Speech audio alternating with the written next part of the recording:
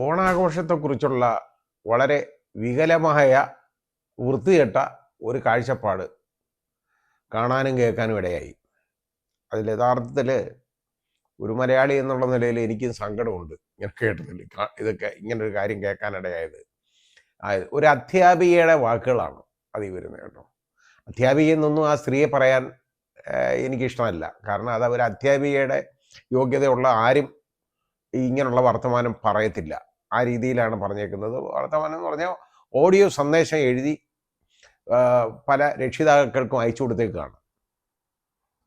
ഇത് എനിക്ക് അന്നേരം തന്നെ ഇത് പ്രതികരിക്കണമെന്നുണ്ടായിരുന്നു, പക്ഷേ സ്ഥലത്തില്ലാതായിപ്പോയി. കാരണം ഞാൻ എയർപോർട്ടിൽ വരുമ്പോഴാണ് ഇത് കാണുന്നതും ഇതിനെക്കുറിച്ച് അറിയുന്നതും.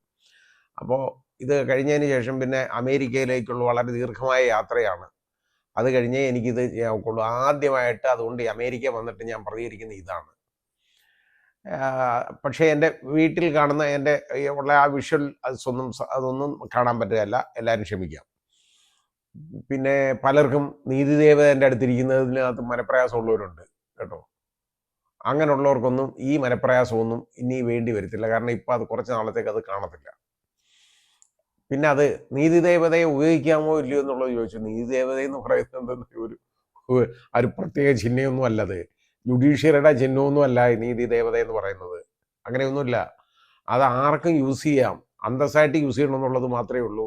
ഒരു സിമ്പലാണ്. അത് അത്രയേ ഉള്ളൂ. നമുക്ക് നിയമത്തിനെ കുറിച്ചുള്ള ഒരു അവബോധം, നീതി ബോധത്തെക്കുറിച്ചുള്ള ഒരു അവബോധം, അതേ ഉള്ളൂ അതിൽ നിന്ന് നമുക്ക് കിട്ടുന്നത്. അത് പോയിക്കോട്ടെ. അപ്പോൾ ഇവിടെ ഈ സിറാജുൽ ഉലൂം എന്ന് പറയുന്ന ഒരു ഇംഗ്ലീഷ് മീഡിയം ഹൈസ്കൂള്, അത് എയ്ഡഡാണോ അൺഎയ്ഡഡാണോ എന്നുള്ളത് എനിക്കറിയില്ല. എയ്ഡഡ് ആവാനാണ് സാധ്യത, കേട്ടിട്ട്. അത് തൃശ്ശൂരിൽ പെരുമ്പിലാവ് എന്ന് പറയുന്ന സ്ഥലം, കുന്നംകുളത്തിനടുത്താണ്. ആ സ്ഥലത്ത് ഉള്ളതാണ് ഈ സ്കൂള്. അവിടുത്തെ ഒരു അധ്യാപിക അവിടുത്തെ ഇസ്ലാം മത വിശ്വാസികളായ വിദ്യാർത്ഥിനികളുടെ രക്ഷിതാക്കൾക്കൊക്കെ അയച്ചു കൊടുത്ത ഒരു മെസ്സേജാണ്. ഒന്നിലധികം ടീച്ചേഴ്സ് ഉണ്ടെന്നാണ് അത് പറയുന്നത് കേട്ടോ. ഇതിനെയൊക്കെ സത്യത്തിൽ അവിടുന്ന് അന്നേരം പിരിച്ചു വിടണം. ആ സ്ത്രീ പറയുക, അതായത് ഓണം ഹിന്ദു മതസ്ഥരുടെ ഒരു ആചാരമാണല്ലോ, അത് തീരുമാനിച്ചു ആചാരമാണെന്ന് കേട്ടോ. അത് എല്ലാവർക്കും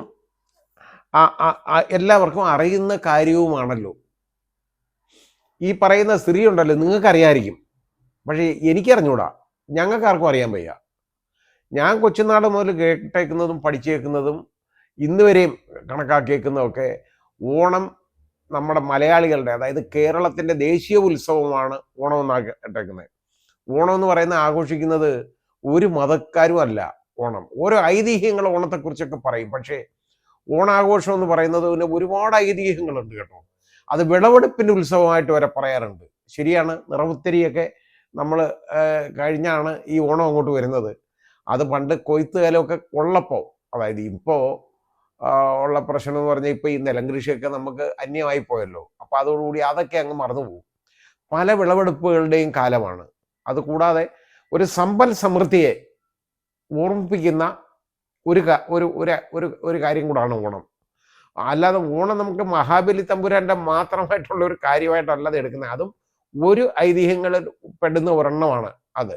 ഇനി അത് പറയാൻ പോയാൽ ഈ വാമനൻ വന്ന് മഹാബലിയെ ചവിട്ടി താഴ്ത്തി നേരെ പാതാളത്തിലേക്ക് അയച്ചു എന്ന് പറഞ്ഞു കഴിഞ്ഞാൽ വാമനെ ആക്ഷേപിച്ചതാണ് എന്നും പറഞ്ഞൊരു വിഭാഗക്കാരിറങ്ങും. അതുകൊണ്ട് ആ ഐതിഹ്യമൊന്നും ഞാൻ പറയുന്നില്ല, എനിക്കതല്ല കാര്യം. ഇത് പ്രശ്നമെന്ന് പറയുന്നത്, നമ്മുടെ നാട്ടിൽ നമ്മുടെ ഭരണഘടനയുണ്ട്. ആ ഭരണഘടനയെ പറയുന്ന കാര്യമെന്ന് പറയുന്നത്, നമ്മുടെ ഈ യൂണിയൻ ഓഫ് ഇന്ത്യ, നമ്മുടെ രാജ്യം, ഈ നേഷൻ എന്ന് പറയുന്നത് ഒരു മതേതരത്വ സ്വഭാവമുള്ള ഒരു രാജ്യമാണെന്നുള്ളതാണ്. അത് ശരിയായിട്ട് നടക്കുന്നോ ഇല്ല എന്നുള്ളതൊക്കെ വേറെ കാര്യം. പക്ഷേ നമ്മുടെ ഭരണഘടന അനുശാസിക്കുന്ന അതാണ്, ചെയ്യേണ്ടത് അതാണ്. മതേതര ബോധം ഓരോ മനുഷ്യരിലും ഏൽപ്പിക്കുന്ന ഒരെണ്ണമാണ് നമ്മുടെ ഭരണഘടന. ഈ മതേതര ബോധം കുഞ്ഞുങ്ങളിൽ ഇത് വളർന്നു വരേണ്ട കാര്യമല്ലേ? അതല്ലേ ചിന്തിക്കേണ്ടത്? അതല്ലേ അധ്യാപകരും ഒക്കെ ചെയ്യേണ്ടത്?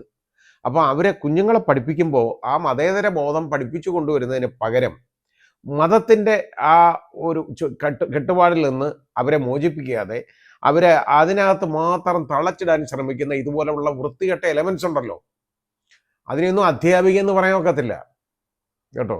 നല്ല ശബ്ദത്തിലാണ് പറഞ്ഞേക്കുന്നത് കേട്ടോ, വളരെ നല്ല സ്ഫുടമായിട്ടുള്ള ശബ്ദത്തിൽ വളരെ മാധുര്യോടുകൂടിയാണ് ഇതുപോലുള്ള വൃത്തികേട് പറഞ്ഞേക്കുന്നത്.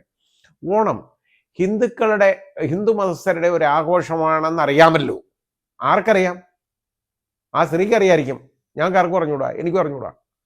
പിന്നെ അത് നമുക്കെല്ലാവർക്കും അറിയാവുന്നതാണല്ലോ. അതങ്ങ് തീരുമാനിച്ചു അറിയാവുന്നതാണെന്ന്. വീട്ടിൽ പോയിരുന്ന് പറഞ്ഞാൽ മതി. ഇത് സത്യത്തിലുണ്ടല്ലോ, ഇതിനെയൊന്നും അധ്യാപികയായിട്ട് അവിടെ വെച്ചോണ്ടിരിക്കുന്നത് അവിടുന്ന് ആ സ്കൂളുകാർ, മാനേജ്മെൻറ്റ് സ്കൂൾ അൺഎയ്ഡഡ് ആണെങ്കിൽ അവരെ അന്നേരം എടുത്ത് പുറത്ത് കളയണം ഇതിനെ. കാരണം വിദ്യാർത്ഥികളെ പഠിപ്പിക്കുന്നത് ഇതുപോലുള്ളതാണോ കുട്ടികളെ പഠിപ്പിക്കുന്ന കാര്യം? ഇനി അത് ഈ വിദ്യാഭ്യാസ വകുപ്പ് ഇതിൽ നടപടിയെടുക്കും എന്നാണ് എൻ്റെ വിശ്വാസം. നടപടി എടുത്തിരിക്കണം. കാരണം ഇത്രത്തോളം വൃത്തികേട് ഒരു സ്കൂളിൽ നടന്ന് ഞാൻ കണ്ടിട്ടില്ല. ആ സ്കൂളിൽ ഓണം ആഘോഷിക്കുന്നുണ്ട്, എന്നിട്ട് എന്താ അതിൻ്റെ വേഷവിധാനങ്ങൾ, ഓണം ആഘോഷിക്കുന്നതിൻ്റെ വേഷവിധാനം എന്തുവാ? ചിലപ്പം മാവേലി തമ്പുരാനായിട്ടൊക്കെ ഏതെങ്കിലും ഒരു വിദ്യാർത്ഥിയെ വേഷം കെട്ടിച്ചിരിക്കും. അങ്ങനെ കെട്ടിയാൽ എന്താ കുഴപ്പം? കെട്ടിക്കൂടുന്ന എവിടെ പറഞ്ഞേക്കുന്നു? അതൊക്കെ കെട്ടാം, അത് ആ സ്കൂളിൻ്റെ ഒരു കാര്യത്തിന് വേണ്ടി ചെയ്യുന്നതാണ്.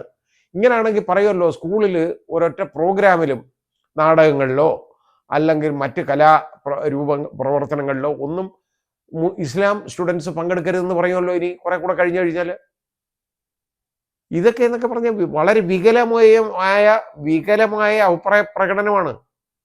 ഇതൊന്നും ഒരു രക്ഷിതാക്കളും ഇത് കേട്ട് ഇത് അംഗീകരിക്കരുത്. ഇതിനെതിരെ വേണം പൊരുതണം. കാരണം ഇതേപോലുള്ള സെക്കുലറിസത്തിനെതിരെയുള്ള ഈ വൃത്തികെട്ട എലമെന്റ്സ് ഉണ്ടല്ലോ, ഈ ഒരു പ്രത്യേക മതവിഭാഗത്തെ കുറ്റം പറയിപ്പിക്കാൻ ഇതേപോലെ കുറെ ജന്മങ്ങൾ ഇതിനകത്ത് ഉണ്ടായിട്ടുണ്ട്. വിധി എന്നല്ലാതെ എന്താ പറയുന്നത്? ഇതിനൊക്കെ എന്ത് നോക്കും? ഇതിനൊക്കെ ആദ്യം വീട്ടിലുണ്ടല്ലോ മര്യാദയ്ക്ക് ഇരുത്തണം. അതിന് വീട്ടിൽ ആരെങ്കിലും വേണം.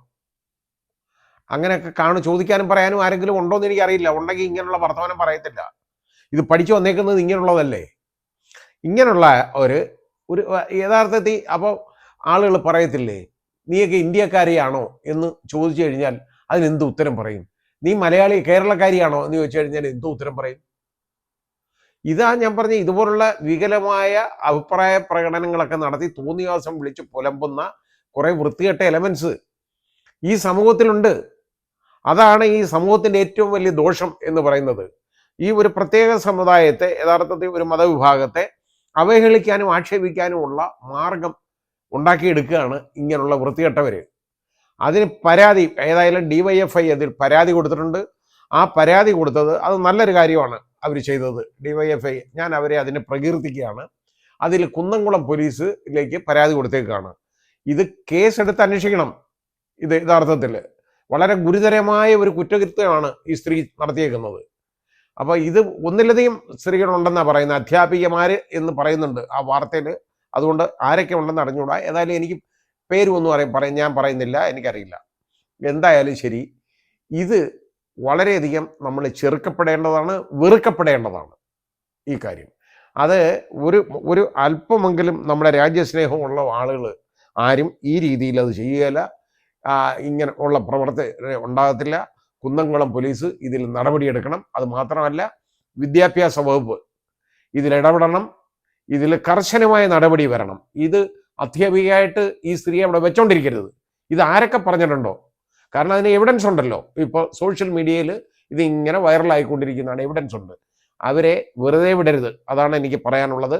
ഇല്ലെങ്കിൽ സ്കൂളിൽ മാനേജ്മെന്റ് എന്നിട്ട് പറയുന്നത് എന്താണ്? സ്കൂളിൽ പ്രിൻസിപ്പലിൻ്റെ അടുത്ത് ചോദിച്ചപ്പോൾ പറഞ്ഞത്, ഇവിടെ ഉണ്ട്, ഇവിടെ ഓണാഘോഷം നടത്തുന്നുണ്ട്, അതിനകത്ത് ഇങ്ങനൊന്നുമില്ല. ഇത് സ്കൂളിന്റെ അഭിപ്രായം അല്ല പറഞ്ഞത്.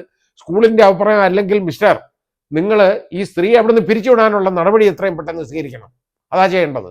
ഇങ്ങനെയുള്ളതേ ഒന്നും വെച്ചോണ്ടിരിക്കരുത്. അതാ വേണ്ടത്. എല്ലാ മതത്തിൽപ്പെട്ട കുട്ടികൾ പഠിക്കുന്ന സ്ഥാപനമാണ്. അവിടെ ഇതേപോലുള്ള തോന്നിവാസങ്ങൾ ഒരു കാരണവശാലും അനുവദിക്കാൻ പാടില്ല. ഇത് കർശനമായ നടപടി ഇതിൽ വേണം.